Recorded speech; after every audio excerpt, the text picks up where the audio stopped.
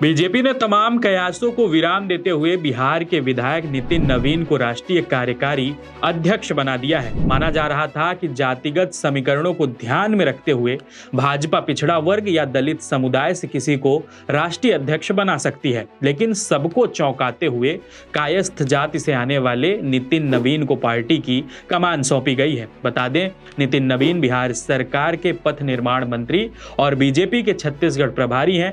वो बिहार की बांकीपुर विधानसभा सीट पटना से विधायक हैं। नितिन नवीन पिछले 5 विधानसभा चुनावों में लगातार जीत हासिल की है। वो साल 2008 से भारतीय जनता युवा मोर्चा की राष्ट्रीय कार्य समिति के सदस्य रहे हैं। वहीं बीजेपी के मौजूदा अध्यक्ष जेपी नड्डा का कार्यकाल करीब 3 साल पहले ही समाप्त हो गया था, लेकिन उन्हें लगातार एक्सटेंशन दिया गया है। बीजेपी के इतिहास में यह पहला मौका है जब किसी अध्यक्ष का कार्यकाल समाप्त होने के बाद इतने लंबे समय तक नया अध्यक्ष नहीं चुना गया। ऐसे में बीजेपी पर कई बार यह सवाल भी उठाया गया कि देश की सबसे बड़ी पार्टी होने का दावा करने वाली पार्टी अपना अध्यक्ष तक नहीं चुन पा रही है। हालांकि नितिन नवीन के नाम ने भी कई लोगों को चौंकाया है। आपको बता दें, नितिन नवीन का जन्म 23 मई 1980 को हुआ था, यानी उनकी उम्र फिलहाल महज 45 साल है। ऐसे में यह भी सवाल किए जा रहे हैं कि एक युवा नेता अध्यक्ष के तौर पर पार्टी के वरिष्ठ नेताओं के साथ अपनी भूमिका किस तरह से निभाएंगे। बीजेपी के संविधान के मुताबिक पार्टी का राष्ट्रीय अध्यक्ष वही व्यक्ति हो सकता है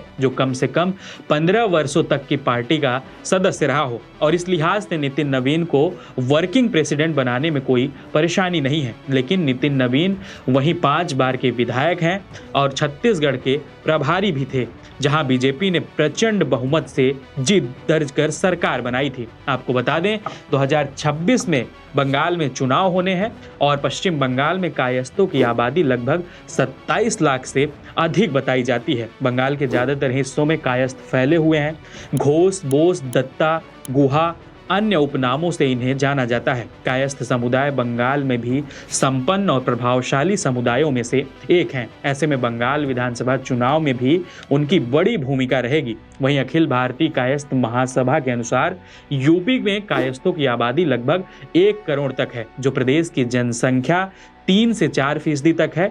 लेकिन प्रदेश के 37 जिलों में 67 विधानसभा सीटों पर उनकी अच्छी खासी तादाद है और राज्य की 25 सीटों पर वो निर्णायक भूमिका निभाते हैं। कायस्थों को लाला भी कहते हैं। यूपी बिहार में श्रीवास्तव, सिन्हा, माथुर, सक्सेना उपनाम से ये पहचाने जाते हैं। कायस्थ खुद को भगवान चित्रगुप्त का वंशज मानते हैं। बनिया भी काफी संख्या में इसी समुदाय से होते हैं। कानपुर, उन्नाव, लखनऊ, आगरा, बरेली से लेकर अलीगढ़ तक उनकी संख्या अच्छी खासी है।